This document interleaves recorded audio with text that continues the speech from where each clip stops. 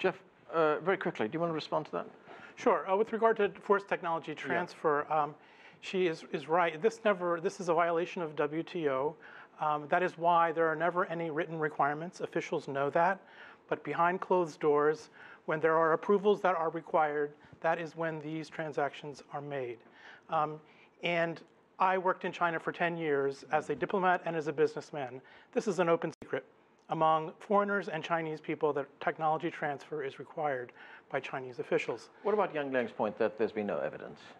There is no evidence because officials know that it's forbidden, and so it's all oral and not in written form, but it happens all the time. I mean, to give you the proof of that is, why would I, if I were a foreign businessman and I invested millions of dollars in technology, why would I then, unlike any other country, go to China and then take that and just give it to a partner that I don't know in order to get into a market that supposedly under WTO law I'm supposed to already be able to get into? There's no reason, there's no rational reason for doing that other than compulsion. Okay. Chen Zhao, another issue of contention is intellectual property rights. And that, well, I mean intellectual property rights protections. Here's Vice Minister Wang Shouwen again on that. Let's watch. As for the investment sector, although the WTO does not set specific requirements, we have taken the initiative to open up the market. In the field of intellectual rights protection, China has also been trying to keep its promises and perform its duties. So, has China addressed that in this white paper? Well, you know, I agree with your previous, whatever the guest just said. I think China still has a lot of room to improve on that, in that front. For example, this technology transfer is a problem because it's open secret for a long time to use technology in exchange for Chinese markets, which is okay. It's a contractual relationship. I think, first of all, if you're saying that the Chinese are stealing technology, that's not right. This is a contractual relationship. You don't like it, you don't have to come. But it's not really fair for foreigners. So I agree with that. But the second thing is, to address that issue, using tariff is a wrong way to deal with it. So, you know, these two things are not really related. The whole point here is, I understand there's a lot of grievances from the Trump administration in dealing with China. Lots of those grievances are actually legitimate. But the problem here is the point that he trying to pick, the point that they try to pick for a fight is the wrong point. Trade deficit. How come we're no longer talking about that? At the beginning, everybody thought it was the trade imbalance that was the reason, and then that is no longer a reason today. It is a whole bunch of other things. So my problem here is that nobody understands what the Trump administration really wants, what really after. So that is going to be create a huge problem for people to negotiate, because you don't know what is your bargaining chip anymore. So that is a big problem. I understand. I think I agree with the argument that the Chinese side, the Chinese policy, has not been entirely fair to foreign investors, especially when you form a joint venture. You have to basically transfer the technology to the Chinese side, which I think is a problem. Joel, the United States and China have been threatening each other with tariffs, and we'll see what happens next week on July 6th. Some of those threats could go into action, could become reality. What do you think will happen? Well, that's correct, and I really can't imagine that the United States won't impose the tariffs that President Trump has threatened on July 6th.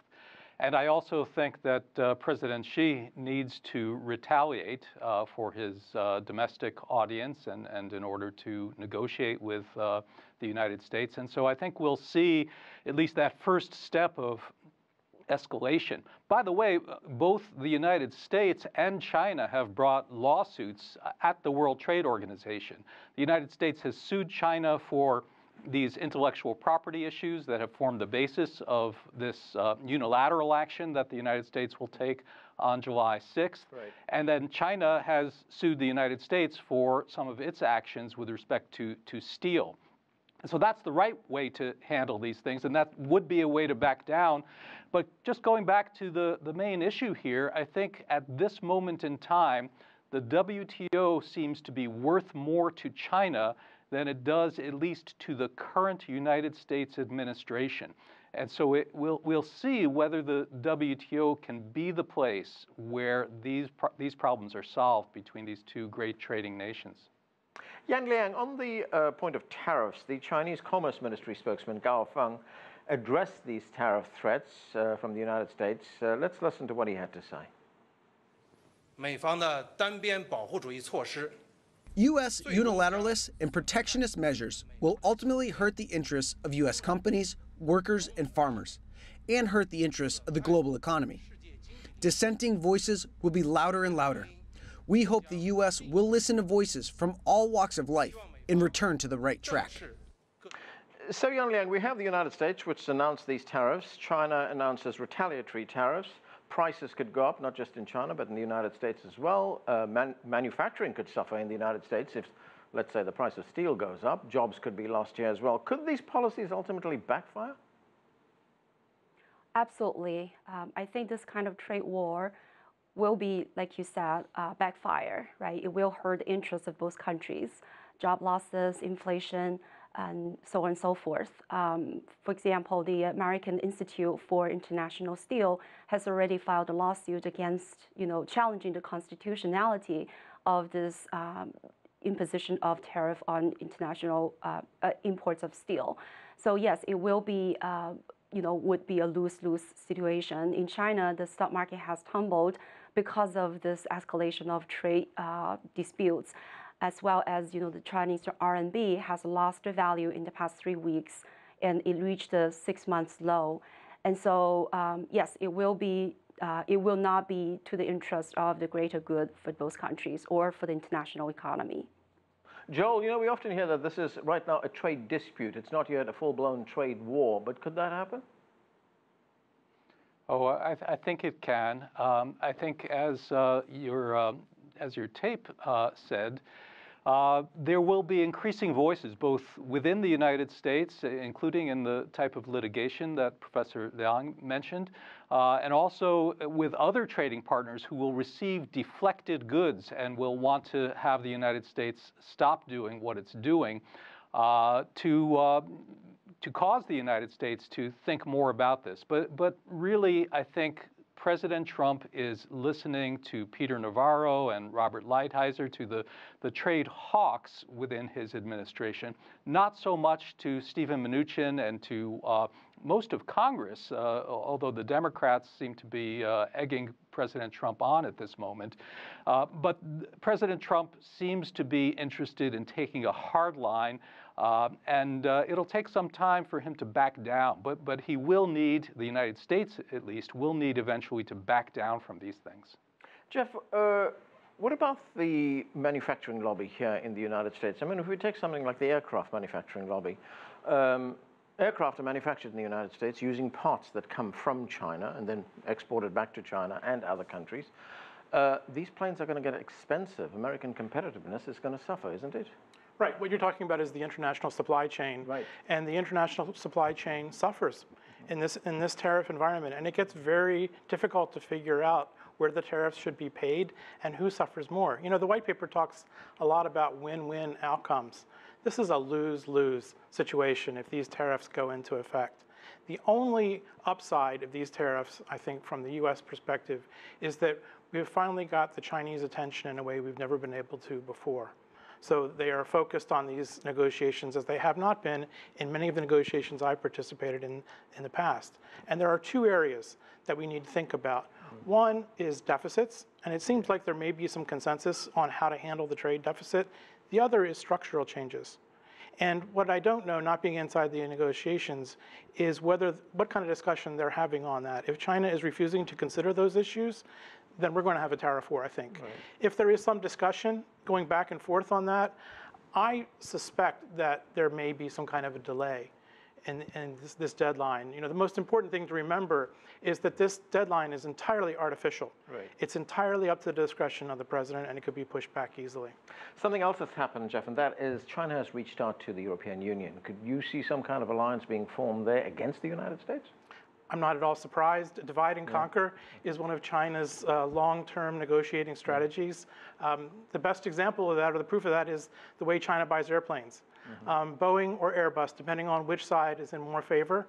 So I predict that there may be some short-term gain for Europe, but that gain will disappear when Europe, for some reason, falls into disfavor, and then maybe somebody else gains from that. So I don't think much of all that. Okay. Chen Zhao, Jeff makes the point that what the United States has done now has got the attention of China, if anything else. But the attention to what end? What would the United States want from China in the end? Is this all about closing that trade deficit gap, or is there more to it? Well, they probably, in the end, probably they want a lot more market access to China. Because if you think about it, there's a lot of areas, industries that are still fairly closed to foreign investors. For example, telecommunication is very closed. Financial industry is very closed. Internet, let's say Google try to get in and then got, boot it out.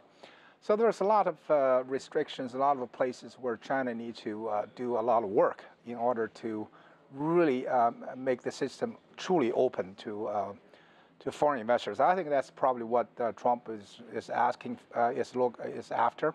Another thing is that they probably want the Chinese to import a lot of stuff from United States. But I have a question about that. I don't think that is entirely possible or logical, because if you think about the United States, the U.S. economy is running pretty much at a full capacity with unemployment rate at 3.8%, almost at a record low, and the economy is red hot. I mean, how the hell, if you want a Chinese all of a sudden to import $200 billion worth of imports from the United States, how the U.S. is going to fulfill that demand? So I think this is more for political consumption at home, especially for Trump. I don't think it makes a lot of economic sense at all. So, but anyway, lots of things are based on bogus theories here. It doesn't make any sense. So there's only one thing that I think makes sense. Yeah. That is to crack open the Chinese domestic markets. Okay. Jan Liang, there's one other issue I want to address, and I wish we had more time. We've only got about a minute left, and that is the Made in China 2025 plan. This is China's plan to make progress in 10 cutting-edge technologies. Why is this of such deep concern to the United States? Well, I think echoing what the previous speaker has been talking about, the United States' objective, for one, is to reduce trade imbalances, which is difficult and probably not really beneficial for the United States to do. And the second point, I think the objective is to preserve United States' technological leadership in the global economy. So I think Made in China 2025, it's very important for the U.S. because this could be the opportunity for China to escalate and improve its technological power. But I think, again, China has been making a lot of progresses in protecting intellectual property rights. As noted in the white paper, China has revised 3,400 laws and implemented 190,000 policies to improve trade, investment, and intellectual property rights protection. And I think one last thing very important to note is China has been increasing its payment of license fees and royalties to use of foreign technology, increased from about only $1 billion in 1997 to now $28.6 billion. So China is making progress, albeit probably not at a speed that the United States would desire. Right, and that's where we're going to have to leave it. Thanks to all of you for being with us. That's it for this edition of The Heat. I'm Arund Naidu in Washington, D.C. Thanks for being with us.